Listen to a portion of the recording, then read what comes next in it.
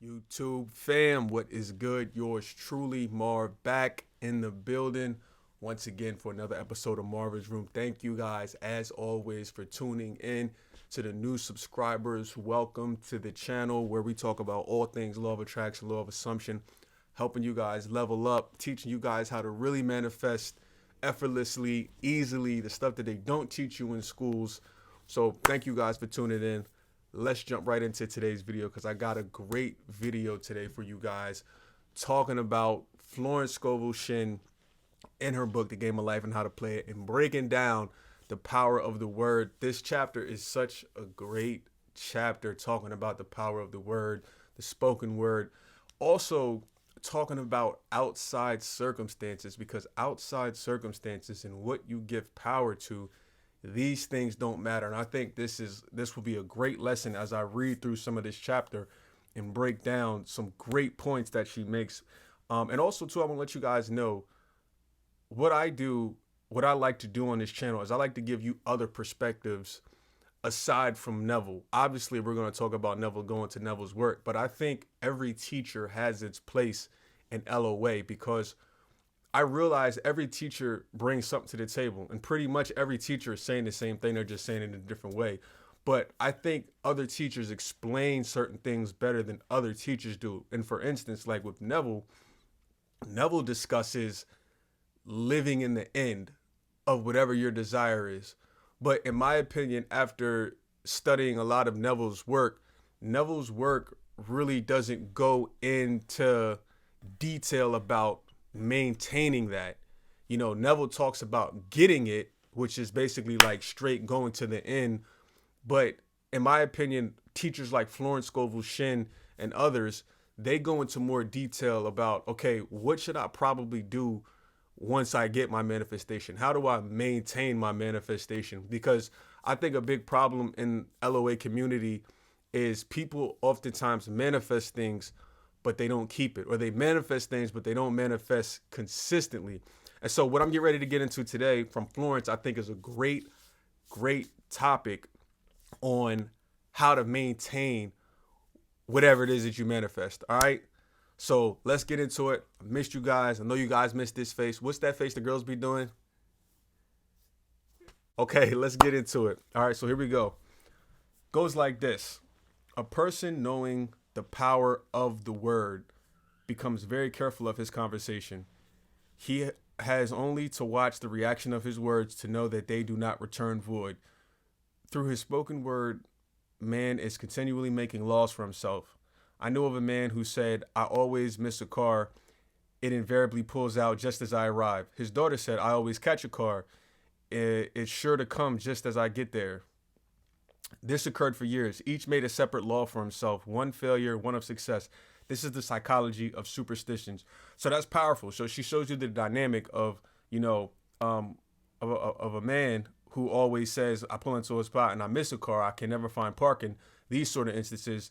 And then his daughter said the exact opposite. I always find a car. So you guys got to understand, once you get your manifestation, you got to be very, very careful, very wary of maintaining it by doing what she says right here. And what are you speaking? What are you speaking over your life? And I think she does a great job at saying, the example of the father and the daughter, how the daughter always speaks life and the dad always, says, oh, I always miss a car. And I think this is perfect with awareness, because where's your awareness at? And this is something that Nova refers to, the power of your awareness. Where's your awareness? Is your awareness always on the fact that you're missing the parking spot? Or is your awareness on the fact that you are gaining a parking spot every time? You don't have to worry about parking when you go places. So this is a great distinction. Now, let's continue. I left off at, this is the psychology of superstitions. Okay, so now she's getting ready to get into some superstition stuff. The horseshoe or rabbit's foot contains no power, but man's spoken word or belief that it will bring good luck creates expectancy in the subconscious mind and attracts lucky situations. I find, however, this will not work when man has advanced spiritually and knows a higher law. One cannot turn back and must put away graven images. And I agree with this 1,000,000%. And this is the reason why I personally, for a very long time, I stopped giving power to outside circumstances. I stopped giving power. Not saying that I ever did, but there might have been some instances where I was unaware of me giving power to certain things. You know, whether it was other superstitions that kind of go into the example, wearing certain stuff, or because a lot of times people have superstitions where, oh, I got to put my right shoe on first, got to put my left shoe on first, whatever the superstition may be. But it's that has no power. What she's saying, that has no power. The reason it has power is because it's creating a feeling of expectancy. So whenever you wear that bracelet, or whenever you wear that watch, or whenever you wear your favorite tie, or whenever you put on that favorite suit jacket of yours, or whenever you wear your hair like this, it creates expectancy in it, and that's why it manifests. It's not that your hair is a certain way, or you're wearing your favorite this, or you're wearing your lucky this, or your lucky charmer. That really has nothing to do with it. It just creates expectancy, and this goes back to why people believe in hard work. Hard work is not what gets you your desires. Hard work, people get what they want from working hard, because working hard creates the expectancy of whatever it is that you want. Because you're working hard, you now expect to get it. But what you have to realize is, if you expect to get something without working hard, it can still manifest. And that's powerful, but you got to change your beliefs, like she says, with these superstitions and stuff like that. Okay, so now let's continue.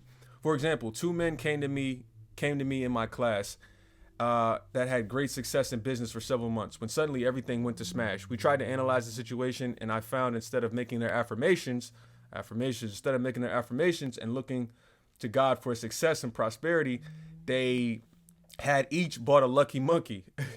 I said, "Oh, I see you have been trusting in the lucky monkeys instead of God." Key. Put away the lucky monkeys and call on the law of forgiveness. For man has power to forgive and neutralize all his mistakes. Powerful, powerful word right there.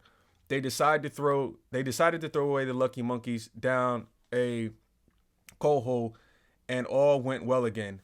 This does not mean, however, that one should throw away every lucky ornament or horseshoe about the house, but he must recognize that the power back of it is the one and only power of God, and that the object simply gives him the feeling of expectancy. So again, as we just talked about, the lucky monkeys didn't have any power, but it gave them the power of expectancy. So when they lost that, they felt like, oh man, I don't know what to do. I don't know what's going to happen, because we don't have that thing that we're giving the power to. So our expectancy goes down the drain with it. But that can't be the truth. That can't be the case. Excuse me.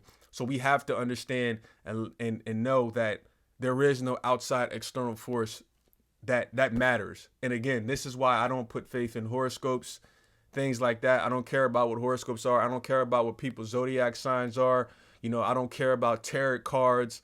I don't follow none of that stuff, because I think Florence Scovel Shinn is giving you a perfect example right here of why following any of that stuff, instead of following the universe, following source energy, following God, whatever name you have for it, this is why that's the only thing that matters. Not putting your faith or your effort into, oh, my zodiac says this, so I got to go this way, or, oh, this happened, so I got to go that way.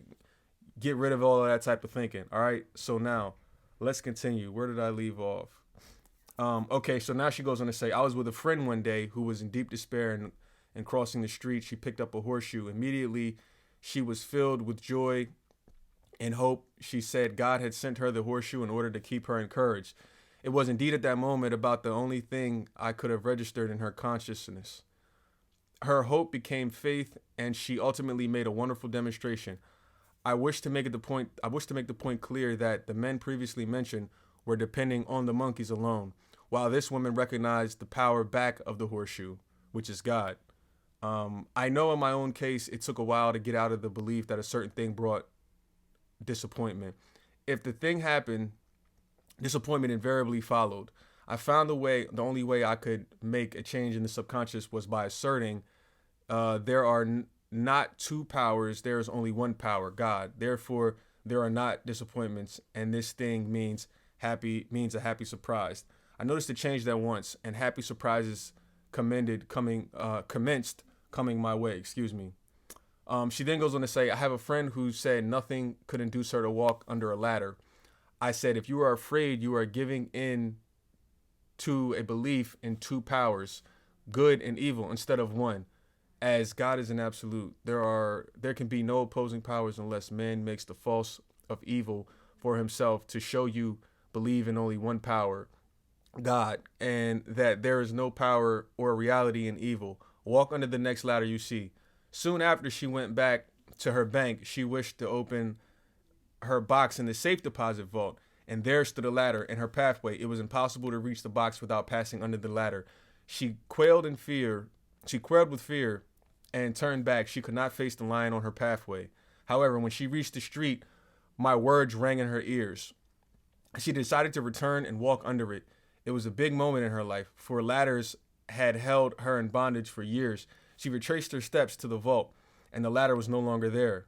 This so often happens. If one is willing to do the thing he is afraid of, he does not have to. It is the law of non-resistance, which is so little understood. Someone has said the courage contains genius and magic. Face a situation fearlessly, and there is no situation to face. It falls away of its own weight. The explanation is that fear attracted the ladder on the woman's pathway, and fearlessness removed it. Wow, that is so powerful. Thus, the invisible forces are ever working for man, who is always pulling the strings himself, though he does not know it, owning to the vibratory powers of words. Whatever man voices, he begins to attract. People who continually speak of disease invariably attract it. Wow, this is powerful. So I want to go back to that point that she just made in breaking down the woman walking under the ladder. So you noticed how she discussed how afraid this woman was to walk under the ladder, and that whenever she came across the ladder, she always, turned around and walked the other way. She didn't want to go through that fear because she thought the ladder had power over her. She thought that the ladder was going to bring bad luck. But then, like she said, she remembered, I got to remember my affirmations. I got to remember that this ladder has no power over me. Why am I stricken with fear? And so she went to go turn back to go walk under the ladder to get to her deposit box in the bank. And then all of a sudden, when she went to go face and confront her fear, the fear was no longer there. Somebody came, the universe sent. So again, this is why I always tell you guys, don't worry about the how, don't worry about the when. The universe sent someone to move the ladder at the exact moment she was probably going to turn back around. I'm assuming in my head because obviously I wasn't there, but the fact that she went to go turn back around to face the fear, the universe at that same time, energetically, something happened that she didn't see, but the universe seen it and acted at the perfect timing, as the universe always does. The universe sent somebody to say, oh, why is this ladder here? Maybe I need to move it, hang it up, put it back in its proper place. And that's exactly what happened. And she benefited from it, and she didn't have to do anything. She went back to face her fear, and then she didn't even have to face her fear because the universe made it disappear for her.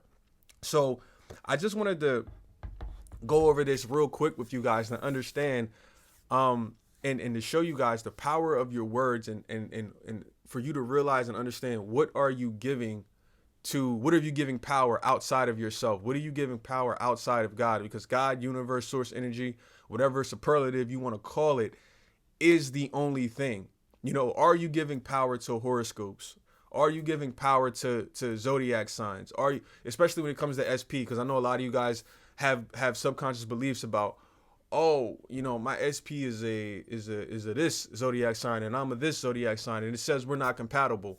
Are you giving power to that? Because if you're giving power to that, this right here, what I just read from Florence, is a perfect example of you holding yourself back because of negative beliefs, because you're giving that power, just like these guys were giving the lucky monkey power, just like the lady was giving the horseshoe power, just like the other lady was giving the ladder, walking under the ladder power. None of these things have power. None of these things have power. They have power because you're consciously giving it power. You're consciously giving into the fear because of all of the things you heard from your past conditioning. Oh, if you walk under a ladder, it's bad luck. If you break a mirror, that's bad luck. If a black cat walks in front of you, it's bad luck. All of these cliche sayings that you've heard from the past for decades, however long, you're allowing that stuff to come up. So, like Florence said, when you change your mindset, when you change your tune, I think you can see that you will get better results, and things and problems will inevitably take care of themselves without you having to move a finger. All right? Appreciate you guys joining me once again for another episode of Marvin's Room. I will see you guys next time. You know where, you know when.